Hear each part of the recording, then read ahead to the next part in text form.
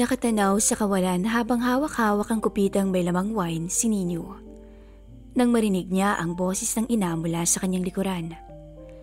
Napalingon siya at hindi naman nabigo nang makita ang ina na palapit sa kanya. "Mom, you're here." Sa kalmado niyang tono sabay beso dito. "Yes, dear. Bakit ka umiinom ng mag-isa? At bukod sa mga maids mo dito, ikaw lang mag-isa? Nasaan ang fiancé mong hilaw?" "Mom, you're starting it again. Wala po dito si Kyla. Nasa labas. Sabi niya bibisitahin niya lang daw ang mga magulang niya. Few hours from now, nandito na rin yun." "At di ka niya pinasama?" "May meeting ako kanina with the board members, Mom. That's urgent. Tinanong ko kasi sila kung sino ang pwede kong maging representative sa Taiwan next month." "A representative? Bakit hahanap ka pa ng representative, anak? Ikaw ang pinakamagaling sa lahat. You're the company's president." "Mom, I need to do that. Gusto kong samahan si Kyla na maghanap ng magiging surrogate mother." Bagyang napairap ang ina sa narinig. Bukod kasi sa ayaw na ayaw nito kay Kyla, hindi niya rin gusto ang ideyang kukuha sila ng babaeng magbubuntis para sa magiging anak nila. "Are you sure about that, son? Bakit ba kasi minamadali ng babaeng yan ang pagkakaroon ninyo ng anak? Hindi ba pwedeng magpakasal na muna kayo?" "Okay lang naman po yun. Dahil hindi naman po si Kyla ang magbubuntis." "You know what, anak? Hindi ko talaga maintindihan kung bakit nag-propose ka agad sa Kyla niyan. Hindi ko pa rin maramdaman ang sinseridad sa kanya." "Mom, ayun na naman kayo eh. Matagal na po kami ni Kyla. Nag-propose na nga ako sa kanya eh. At magiging anak niyo na rin po siya kapag naikasal na kami." "Oh my gosh. Yan lang yata ang hindi ko matanggap ninyo. Hindi man kita makumbinse na wag nang ituloy ang plano mong yan. Pero hindi mo rin ako mapipilit na magustuhan siya. And by the way, nandito ako para sabihin sa'yo na may narinig ako mula kay Alden." Ang sabi niya. "Alam ko na po ang sasabihin mo dahil nasabi na rin po sa akin mismo ni Alden yan. Nasabi niya na pala sa'yo eh. So what's your point or what's your opinion about it?" Alam mong hindi basta-basta magsasalita ang kaibigan mong yan nang walang basihan. Baka naman kasi nakita niya si Kyla na ano? Ang tinig ni Kyla ang nagpatigil sa ginang sa pagsasalita. Napalunok ang ginang ng sariling laway habang si Kyla ay kalmado lamang na nakatingin sa kanya. "Na ano po, tita?" "Say it. Nandito na ako." "Babe, it's okay. Calm down. Pag-awat naman agad din ninyo sa fiancé." "No, babe. I heard my name eh. Buti sana kung maganda ang pagkakasabi, kaso full of negativity. This is too much. Isa pa, kung ano man ang nakita ni Alden, I'm sure paninira lang yun sa akin dahil katulad mo, hindi rin niya ako gusto for ninyo." "Yes. Pero hindi na mabilang ang mga taong walang gusto sa'yo, Kyla. Babae ako at marunong akong kumilatis ng kapwa ko. I'm sure, sa likod ng maamo at pabiktima mong mukha, ay ang kasamaan dyan sa loob mo." "Oh, really, tita? Bakit hindi nyo nalang kasi tanggapin na ako ang mahal ng anak ninyo? Na sa akin siya nag-propose at sa akin siya magpapakasal? Dahil ba hindi ako galing sa mayamang pamilya? Kaya ganito nyo na lang ako kung ayawan?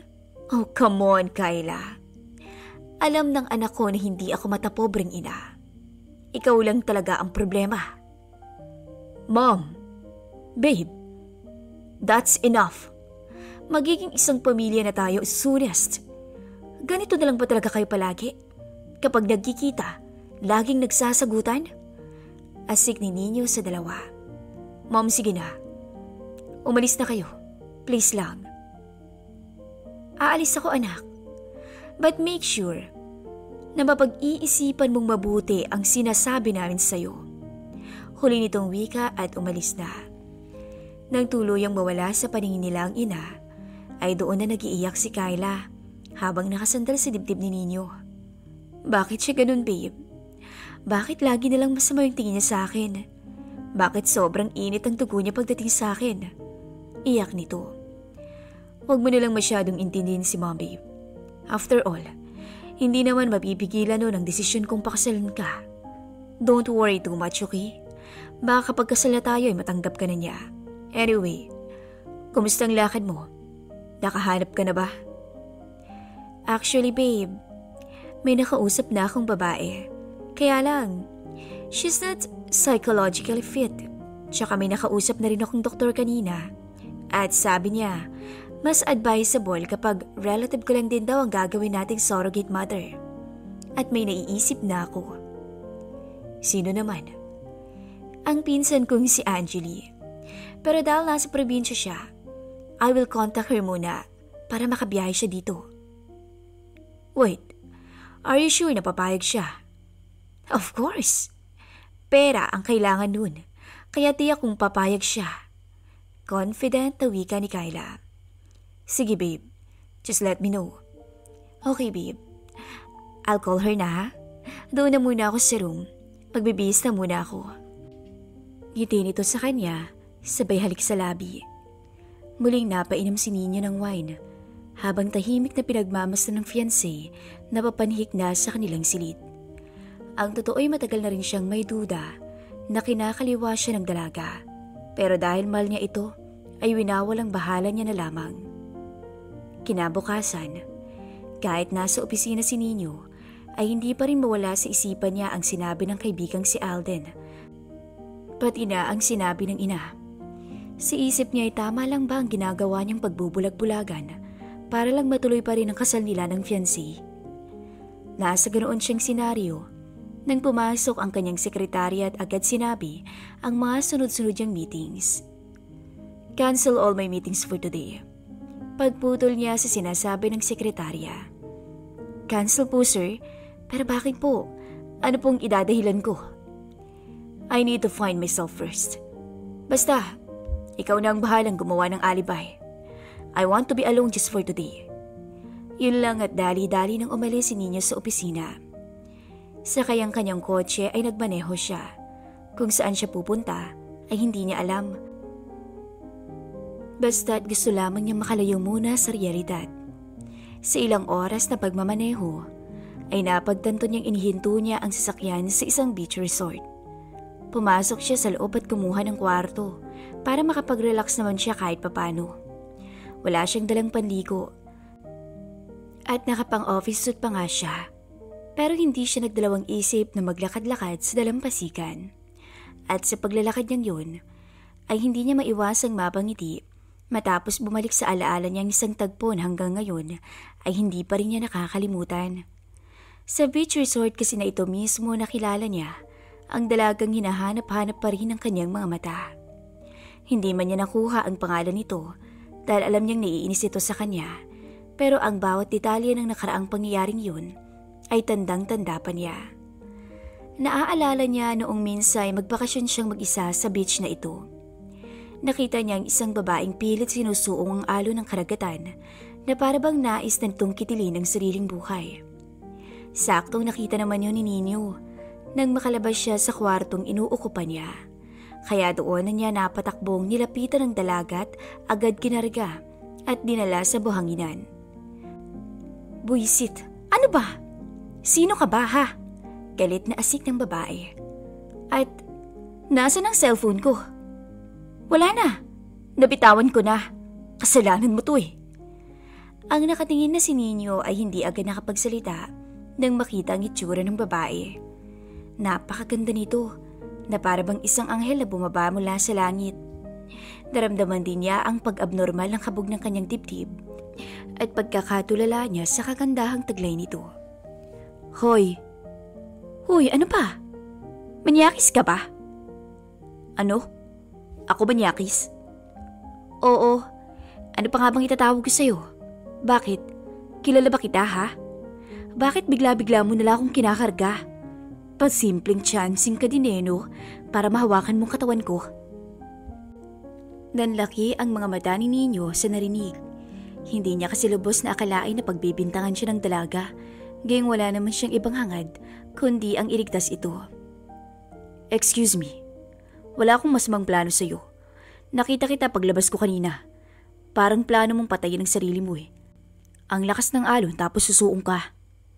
Wala kang pakialam. Tsaka anong magpapakamatay? May magpapakamatay bang nakatupis? Utak mo hindi gumagana, no? Tsaka paanong cellphone ko? Nawala na. Malamang tinangay na ng alon yun. Nakakainis ka talaga. Kung hindi mo ako bigla-biglang kinarga, hindi ko yun mabibitawan. Nakakainis. Oo na, nakakainis na ako. I'm sorry. Akala ko kasi magpapakamatay ka eh. Oo na. Kasalanan ko na rin ang pagkawala ng phone mo. Papalitan ko na lang, ibibili kita ng bago. Bago? Naku, wag na. Kahit bago, ayaw kong tanggapin. Gusto ko mag-guilty ka habang buhay. Nandun pa naman lahat ng memories na pinakaiingatan ko. Tapos ganun lang yung mangyayari. Look, I'm sorry. Natigil bigla si Nino nang madako ang tingin niya sa isang dibdib ng dalaga na halos lumuwa na dahil sa pagkakaluwag ng suot nitong bra. Nang makita naman ng dalaga kung saan nakatingin si Nino, ay agad niya itong sinampal ng pagkalakas-lakas at dagling tinakpan ng dibdib. Maniac! Sigaw nito sa kanyang harapan at iniwan na siyang nakatulala habang hawak-hawak ang pisngi niyang nasampal nito. Hanggang ngayon, sa tuwing naaalala ni Nino ang senaryong yun ay natatawa pa rin siya. Masakit ang sampal na yun, pero hindi siya nakaramdam ng sakit ng mga panahong yun. Para pa ang gumaan ang pakiramdam niya nang dumampi ang palad ng hindi kilalang dalaga sa kanyang mukha. Ay, kailan kaya kita ulit makikita? Natanong na lamang niya sa kanyang sarili. Kung maaalala niya kasi, dahil makita niya ang dalaga sa beach ay nangako siya sa kanyang sarili na kapag mag-cruise man muli ang landas nila, ay hindi siya magpo-propose sa nobyang si Kyla noon. Pero dahil hindi niya natumuling nakita, kaya natuloy ang pag-propose niya. At ngayon malapit na ang kanilang kasal. Wala na talagang pag-asang makita niya pang muli ang babae. Hindi naligo si Nino sa beach at nanatili lang sa kwarto matapos siyang maglakad-lakad. Hapon na nang magising siya dahil sa pagtunog ng kanyang cellphone. Nang makitang si Kyla ang tumatawag, ay tinitigan niya pa ang pangalan to sa screen ng ilang sandali bago sinagot ang linya. Babe, panimula niya. Nasaan ka ba? I've been calling you 100 times. Pati sa office mo tumawag na ako pero ang sabi ng sekretarya mo, pinakancel mo raw ang lahat ng meetings mo for this day. At wala ka rin daw sa opisina magmula kanina pa. Nasaan ka ba? I'm sorry babe. Nandito ako sa beach saglit. Lately kasi, ang dami kong iniisip.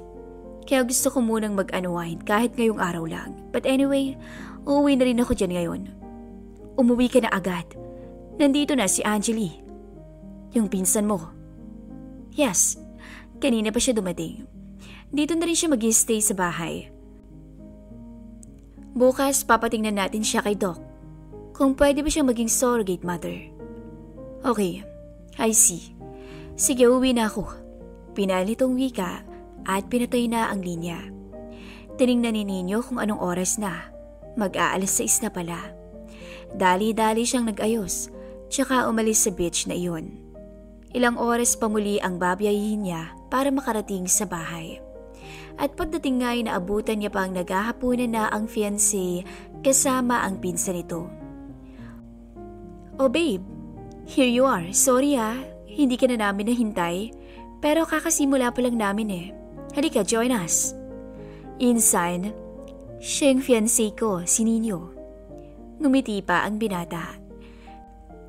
Pero ang ngiting gumuhit sa kanyang labi ay unti-unting nawala nang makita ang dalagang kanina lang ay panauhin ng kanyang isip. Ganoon din naman si Angeli. Dahil nang mamukhaan nito ang binata, ay doon na nanlaki ang kanyang mga mata. Ikaw? Sabay pa nilang sabi. Teka, magkakilala kayo? Tanong ni Kyla na animoy naguguluhan. Hindi insan, kamukha lang pala. Ay babe. Hindi. Akala ko rin kamukha ng babaeng nakita ko eh. Pagtanggi pa ng dalawa. Oh, okay. So, babe, siya si Angeli. Pinsang buo ko siya. At galing pa siya sa probinsya, kaya dito na siya mag-stay. Bukas kapag sinabi ng doktor na pwede siya maging surrogate mother natin, dito na siya sa bahay hanggang sa makapanganak siya. Napag-usapan na namin ni Angeli at ang bayad niya kapag nanganak na siya. Paliwanag pa ni Kyla kay Nino na nooy hindi mawala ang tingin kay Angeli. Yeah, sure babe, no worries. Sige, kumain na lang muna kayo dyan. Busog pa ako. Magpapahinga lang muna ako sa kwarto natin. Angeli, excuse me. Magalang niyang wika at pumanhik na sa silid. Ang bilis ng kabog ng dibdib ni Nino ng mga oras na iyon. Ang babae kasing matagal niya nang hinahanap ay nasa kanya ng harapan. Pero tila hindi niya nagustuhan ang nararamdaman niya ngayon. Dahil may fiancé na siya at ikakasal na sila.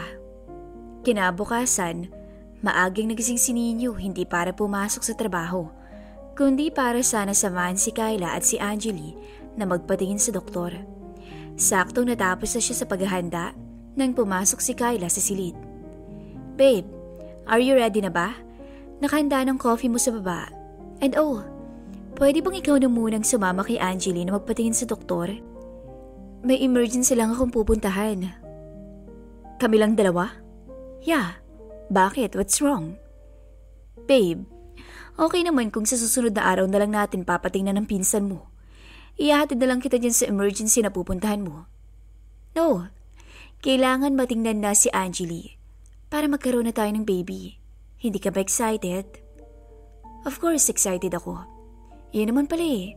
So sige na, I really have to go na ha? Nasabihan ko na rin ng pinsan ko about this at nasa baba na siya naghihintay. Wait babe, hindi ba siya nagreklamo na ako lang makakasama niya? Nope, wala naman. At bakit? Nothing, never mind. Sige na babe, mag-iingat ka and don't forget to update me. Matapos makapagpaalam ni Kyla sa nobyo, ay bumaba na rin agad si Nino papunta sa kusina. Doon naabutan niya si Angeli na nagkakape rin. Bawal na yung kape kapag buntis ka na, panimula niya. Alam ko po, patapos na rin ako dito kaya sa labas na ako maghihintay. Alam ni Nino na nakilala siya ng dalaga. Pero kung umasta ito ngayon, ay para bang hindi ito minsan nagalit sa kanya. Pagkatapos niyang magkape, ay lumabas na siya at sumakay sa kotse para makabiyahe na papunta sa ospital. Tahimik lamang sila sa biyahe na para bang naghihintayan kung sino ang unang magsasalita. Hanggang sa naisipan nga ni Angeli na basagin na ang katahimikang iyon. Ikaw yung lalaking dahilan kung bakit nawalang cellphone ko, di ba? Ilang buwan nang lumipas, pero tandang-tanda ko pa rin ang mukha mo. Galit ka pa rin ba sa akin? Oo, gusto ko pa rin magalit sa'yo pero ngayon, hindi na. Bakit?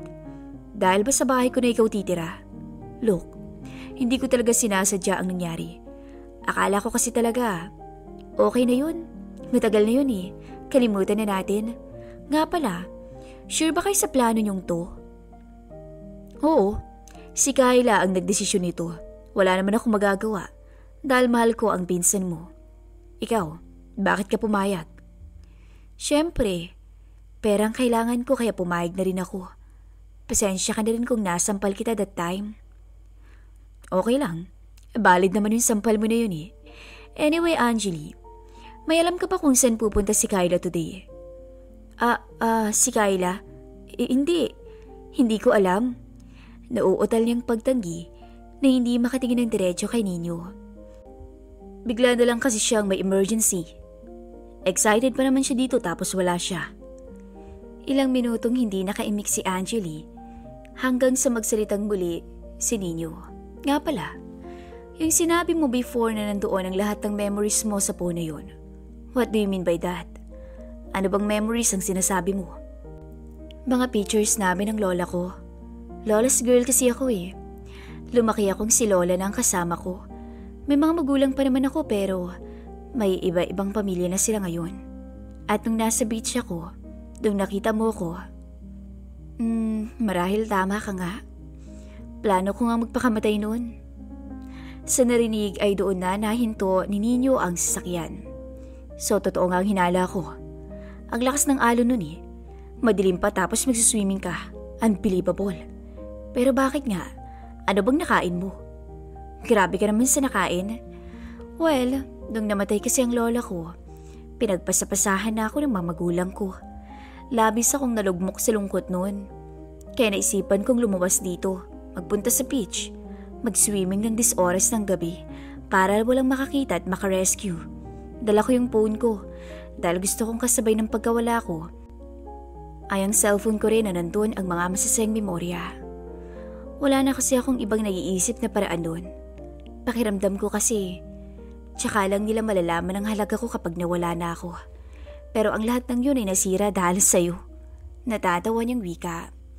I saved your life, Angelie.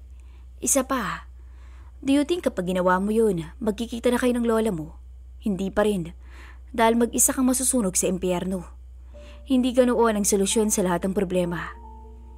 Ano ba dapat ang solusyon ninyo? Ikaw ba? Naranasan mo na bang maging lugmok na lugmok? Hindi, pero ang dami kong iniisip. Mga bagay na dapat hindi ko na iniisip, lalo na ang pagpapakasal kay Kyla. Wait, nagdadalawang isip ka ba? Ngunit imbis sa sumagot, ay isang pilit na ngiti lang ang pinakawala ni Nino tsaka muling nagmaneho. Alam mo, tara na, para malaman na natin kung pwede nga bang ikaw ang magdala ng anak namin ni Kyla. Tumango na lamang si Angelie at hindi na muling nagsalita pa. Pagdating nila sa ospital, ay agad sinuri ang dalaga. Makalipas ang ilang pagsusuri, ay doon niya na nakita ang saya sa mukha ni Nino dahil medically and psychologically fit siya para dalhin ang anak nila ni Kyla at Nino. Agad na nag-set ng schedule ang doktor kung kailan gagawin ang proseso para magbuntis na ang dalaga. At nang matapos, ay akma na sana silang aalis sa ospital para umuwi na nang magsalita si Nino. Saan mo ba gusto munang pumunta? Ako? Wala na. Sa bahay na. Are you sure? May gusto ka bang bilhin? Anything? Sagot ko. Paun, gusto mo? Papalitan ko yung nawala ko. May phone na ako dito. Wag na. Di iba na lang. Mga bestida. Para may masuot ka sa pagbubuntis mo. Talaga? Dapat si Kyla ang nagsasabi niyan hindi ikaw. Bakit naman? Porket balalaki ako hindi na pwede? Sige na, akong bahala sa'yo. Pasasalamat ko na rin to. Dahil nandito ka para dalhin ang anak namin. Ano ka ba? Huwag kang magpasalamat. Bayad ako no? Kaya ayos lang. Pero kung patuloy ka pa rin magpupumilit, di sige. Masaya niyang sabi at pumasok na sa loob ng sasakyan. Pagdating nila sa mall, ay agad namili si Angelie ng mga bestida at iba pang gagamitin niya para sa kanyang pagbubuntis. Hindi naman niya maiwasang mapangiti dahil nakita niya si Nino na nasa kids section at nakangiting tinitingnan ang mga damit pambata. Hindi halatang excited ka. Wala pa kang laman tong tiyan ko excited ka na dyan. Pabiro niyang wika dito. Ganun talaga siguro kapag may inaasahan ka ng anak. Teka, nakapamili ka na ba? Oo, eto na lahat. Iyan na yun? Mamili ka pa. Huwag mong tipirin ang sarili mo. Talaga? Sigurado ka ba? Yup. Sige na, huwag ka mag-alala. Sagot ko naman eh. Ngiti niya sa dalaga. Ang bait mo, Nino. Hindi ko lang alam kung saan nakakuha ng lakas ng loob ang pinsan ko para lokohin ka. Pabulong niyang wika na hindi nakaligtas sa pandinig ni Nino. Ano ka mo? Ang ibig kong sabihin, sige mamimili pa ako doon. Basta anli to ah. Oo naman. Nakaramdam si Angelie ng konsensya dahil sa pinapakitang kabaitan sa kanya ni Nino. Kung noon ay galit siya dito dahil sa hindi inaasahang pangyayari, ngayon hindi niya magawang magalit dito. Gayong alam niya kung ano ang kalokohan ni Kyla. Kaya naman kinagabihan, nang masaktuhan niya ang pinsang si Kyla Sardin, ay doon niya na ito masinsinang kinausap. Kyla, panimula niya. Oh, akala ko ba nagpapahinga ka na? Anong ginagawa mo dito? Gusto ko lang sanang itanong kung... Nasabi na ba sa'yo ni Nino ang tungkol sa pagbisita namin kanina sa doktor? Yup, nasabi niya na sa akin. Tuwang-tuwa pa nga siya dahil magkakaanak na kami. Ikaw, masaya ka ba? Tinitigan pa ni Kyla si Angelie bago ito natawa. Ano bang klaseng tanong yan, Angelie? Alam mo nang sagot dyan sa tanong mo. Kaya lang naman ako pumayag na magkaanak kay Nino ay para may alas ako kapag nalaman niyang maiba ko. Isa pa, kaya nga minabadali ko to para wala na siyang rason para hindi ako pakasalan. Sadly, hindi ko lang talaga kayang magkaanak, kaya kinailangan pa naming bayaran ka. Gustong sabihin ni Angeli dito na mabuti na rin yung wala siyang kakayang magkaanak dahil hindi rin naman siya magiging mabuting ina, pero hindi niya naman masabi. Kayla, mabait si Ninyo. Ilang araw ko pa lang siyang nakakasama dito sa bahay niyo pero wala akong makitang rason para lokohin mo siya. He doesn't deserve this. Teka nga, ano to, kumakampi ka sa kanya? Kayla, hindi. Minumulat lang kita. Kahit sinong babae, papangaraping maging asawa si Ninyo. Tapos ikaw, lolokohin mo siya? Ano bang meron sa dyan na yan at patay na patay ka? Tambay, batugan, pabigat sa mga magulang. Bakit ka pa pupunta sa lalaking stress lang ang aabutin mo? Mahal ko si Janjan. At si Ninyo hindi. Kung hindi mo siya mahal, pakawalan mo na siya. Tsaka na kapag kasal na kami at kapag nakapanganak ka na dahil may alas na ako sa kanya, hindi ba't pinag-usapan na natin to? Wala ka namang naging reklamo noon dahil hindi ko pa kilala ang fiancé mo. Pero ngayon, wala talaga akong makitang rason kung bakit mas pipiliin mo yung Janjan na yan kaysa sa kanya. Mahal ka niya, Kayla. Wala akong pakialam. Pwede ba, Angeli? Pasalamat ka't ikaw ang kinontak ko para dito. Dahil kung hindi, wala kang pera. Mag-isip ka nga. Umalis ka na nga dito sa harapan ko. Buisit. Napailing na lamang ang dalaga. Bilang pagtugon at wala nang nagawa. Dahil kahit pa man siguro sermon na niyang pinsan, ay hindi pa rin to titigil sa kanyang kalokohan. Dumaan ang ilang buwan at tuloy nang ang dinadala ni Angeli ang anak ni Ninyo at Kayla. Hindi naging madali para sa kanyang lahat dahil nahihirapan na siya minsang tumayo dahil ang daming sumasakit sa kanyang katawan. Idagdag pa ang morning sickness at ang pagkawala ng gana niya sa pagkain. Pero sa kabila nun, ay hindi nawala si Ninyo sa kanyang tabi. Sa katunayan, mas inaasikaso pa nga siya nito kaysa kay Kayla dahil magmula nung magbuntis siya, panay na rin ang pag-alis ng pinsan at wala naman siyang ibang naiisip kung saan ito nagpupunta kundi kay Janjan lang. Isang araw, tanghali nun at nasa kanyang silid lang si Angeli habang nakahiga nang biglang pumasok si Ninyo na may daladalang pagkain. Ninyo, akala ko nasa office ka. Anong ginagawa mo dito? Hindi niya alam pero sobrang saya ng puso niya ng mga sandaling yun. Galing ako sa office. Tinawagan ko si Manang and she told me na hindi ka pa raw nagla-lunch. Kaunti lang din daw ang kinain mo kanina sa agahan. Kaya umuwi na ako dito saglit para masigurong kakain ka nga. Kakain naman ako Siyempre kahit wala akong gana, kailangan kong labanan dahil may batang nabubuhay sa loob ko. I know, pero kailangan ko lang makasiguro. Babalik din ako sa office after mong kumain. Ano bang gusto mong ipabili? Ako? Oh, wala. Wala naman. May pagkain naman sa babae. Huwag mo na lang kong alalahanin, Ninyo. Oh, okay. If that is, sige nga. At ako na magsusubo sa'yo. No, hindi na. Hindi naman ako lumpo I can do it. I insist. Di ba ang sabi ko sa'yo aalagaan kita dahil inaalagaan mo rin ang anak ko? Seryosong napatingin si Angeli sa mukha ng gwapong si Ninyo hanggang sa madako ang tingin niya sa labi nito. Ganon din si Ninyo, kaya ng mga sandaling yun ay parehas gumalaw ang kanilang mga ulo at doon naglapat ang kanilang mga labi. Unang gumalaw ang labi ni Ninyo na agad rin namang tinugunan ni Angeli. Itinabi ng binata ang hawak na bowl at akmang yayakapin ng dalaga nang marinig niya ang boses ng kanyang ina kasabay ang mahihinang katok sa pinto ng silid. Naputol ang kanilang halikan pero ang tinginan nila sa isa't isa'y hindi naputol. Si Mom, nandito. Mahinang wika ni Ninyo. Mom, pasok, bukas yan. Sigaw ni Ninyo at inayos ang sarili. Son, what are you doing here? At bakit ikaw ang nagbabantay kay Angeli? May mga maids naman po, Ma'am. Tumawag kasi ako kanina At ang sabi, hindi pa raw siya kumakain. Kaya umuwi na ako. Babalik rin naman ako ngayon sa office. Oh, I see. Nasan bang magaling mong fiancé? Bakit wala siya dito? Siya dapat ang nagbabantay kay Angela. Puro lakwatsa yung babaeng yan ha. Mom, nandito ang pinsan niya. Kung ano-ano pa rin ang pinagsasabi mo kay Kyla. I don't care. Makarinig na ang lahat ng mga dapat makarinig. Bakit? May mali ba sa sinasabi ko? Hindi na nga siya hands-on ngayon eh. Paano pa kaya kapag lumabas ng apo ko? Nasaan ba siya? Tiyak na sa lalaki niya na naman. Mom, that's enough. That's a serious accusation. Bakit ninyo? Don't tell me wala kang napapansin dyan sa fiancé mong hilaw. Angela needs her here. Pero where is she?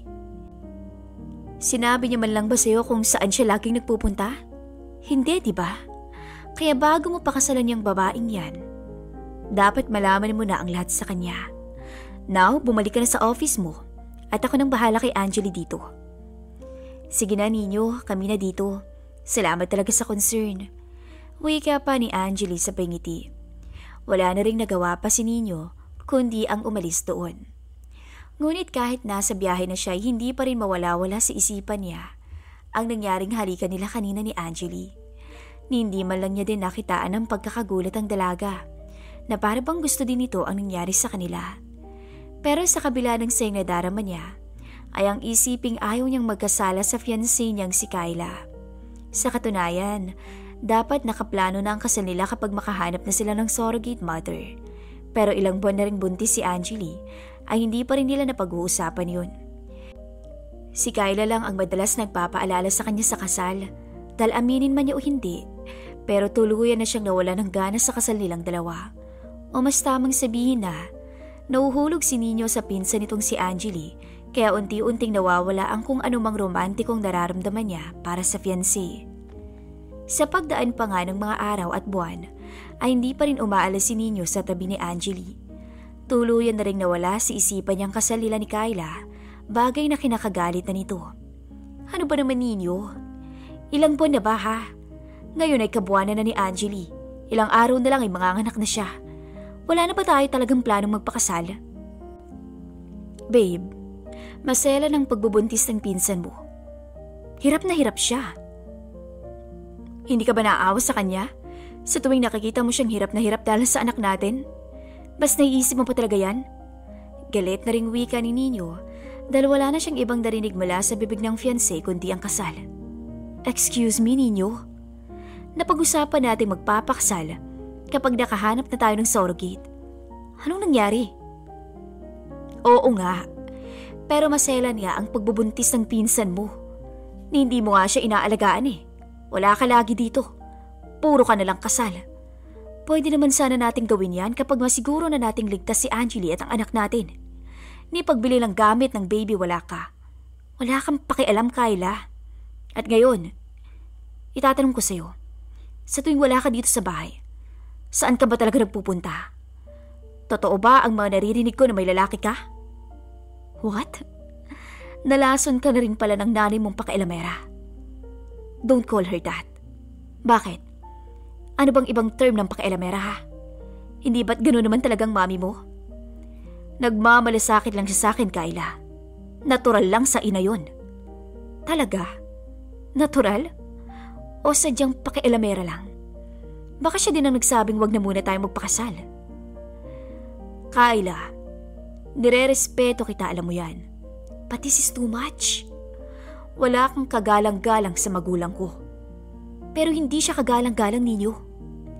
Hindi pa doon natatapos ang sagutan ng dalawa at yun ang senaryong naabutan ng ina ni Nino kasama si Angela na kagagaling lang sa ospital para sa huling check-up ni Angela. What's happening here? Oh, speaking of the devil, ayan na palang nanay mo.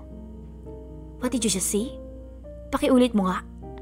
Kalmadong wika ng ginang na nooy dahan-dahan nang lumalapit sa gawin nila.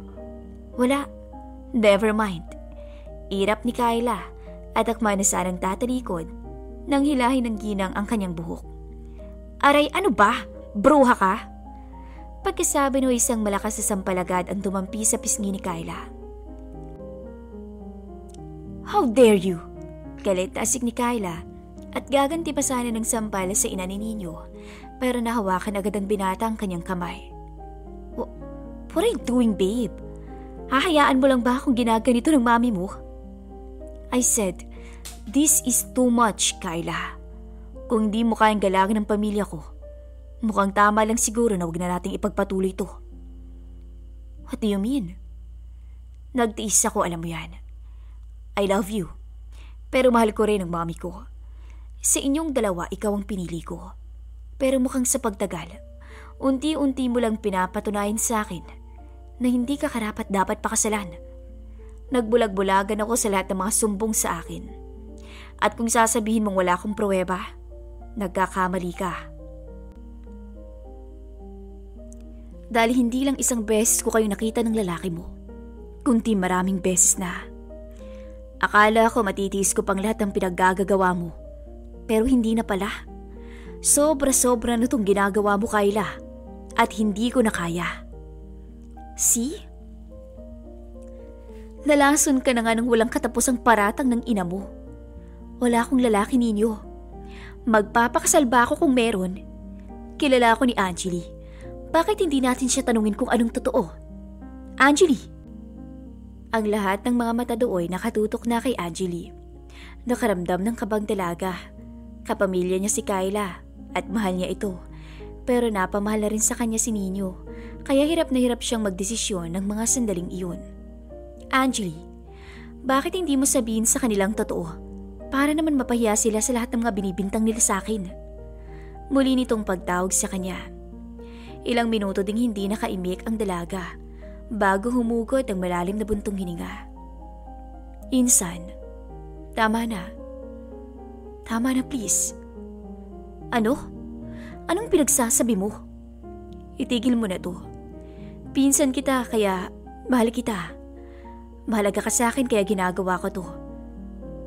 Tama na yung panluloko mo sa kanila. Lalong-lalo na kay Nino. Hindi niya deserve to, Kyla. Mabait siyang tao. Sinasabi ko na nga ba eh. Totoo nga may lalaki tong babaeng to. Meron po. Si Janjan. Hayop ka talaga, Angeli. Pinagkatiwalaan kita. Traidor ka. Kyla, ginagawa ko to hindi para kalabanin ka. Ilang beses na kitang pinagsabihan pero ayaw mong makinig. Please, maawa ka sa kanila. Walang hiya ka talaga. Feel na feel mo naman ang pagiging mabait dito. Hoy, hindi ikaw ang ina ng anak ko. Bali-baligtarin man ang mundo. Ako ang ina niyan. At hindi ikaw. Hindi nga ako, Kyla. Pero mas kaya kong magpakaina kaysa sayo. Lagi kitang tinatanong kung anong plano mo sa baby. Pero ano ang lagi mong sinasabi? Alas mo lang to para maututan mo si Nino. Wala kang awat pagmamahal sa kanya. Kaya siguro hindi ka rin binigyan ng Diyos ng kakayang magkaanak.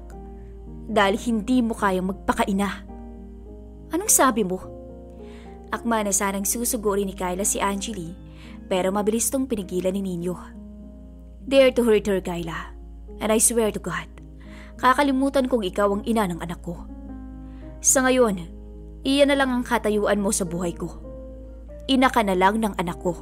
Now leave. At huwag na huwag ka nang babalik pa dito. We're done. No, you can't do this to me, Nino. I did. At kilala mo ko. Bago ako sumuko at gumawa ng desisyon, ilang beses pa akong nagtimpi. Hindi ko na kayang magtimpi pa, Kyla. Nino? Ang tinig ni Angeli ang nagpalingon sa lahat. Doon nakita ni Nino na pumutok na ang panubigan ni Angeli, kaya nagmadali na rin siyang lapitan to at kargahin papunta sa kotse. Son, susunod ako, okay? Magdadala ako ng mga gamit ng apo ko at ni Angeli doon. Thanks, Mom. Mauna na kami.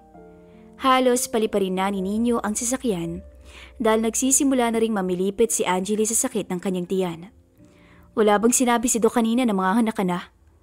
Wala. Sabi niya 2 to 3 days daw eh. At manganganak na ako. Hindi ko naman alam na ngayon pala siya lalabas. Agad hinawakan ni Nino ang kamay ni Angeli para aluhin to. Don't worry, I'm here. Hindi kita iiwan. Pagdating nila sa hospital, ay dinala na agad sa delivery room si Angeli.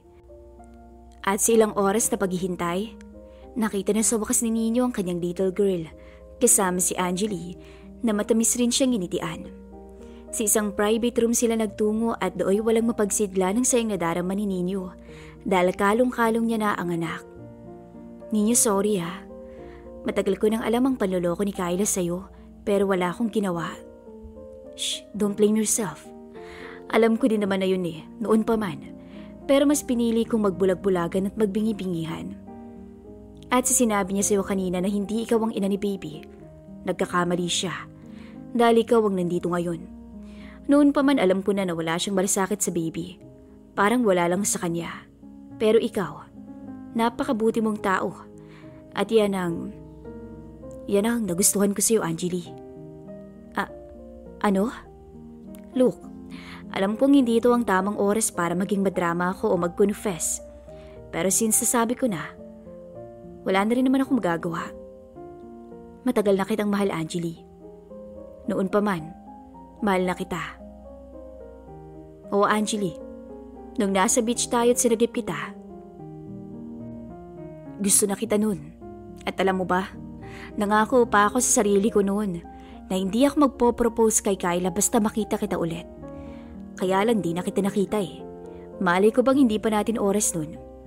Pero, I'm just glad na maliit ang mundo dahil ang tadhana na mismo ang naglapit sa atin. Napangiti na rin ang dalaga sa naging pag-amin ni Ninyo sa kanya. Ang totoo niyan, ganon din naman yung nararamdaman ko para sa Ninyo. Mahal din kita. Talaga? Mahal mo rin ako? Oo. Alangan namang magbiro pa ako dito, di ba? Ang seryoso nga na. Hindi na nga natuloy pa ni Angel ang ibig pa sanang sabihin nang bigla na lamang siyang hagkan sa labi ng binata. Naputol lamang yun ang pumasok ang doktor para mag-check sa baby at kay Angelie. Simula nga nooy, naging masaya ang kanilang pagsasama. Nagkaroon rin ng relasyon ng dalawa at kalaunay kinasal sa simbahan para maging ganap na mag-asawa. Wala na rin silang balita pa kay Kyla dahil simula ng mga anak si Angelie ay hindi na ito muling nagpakita pa sa kanila.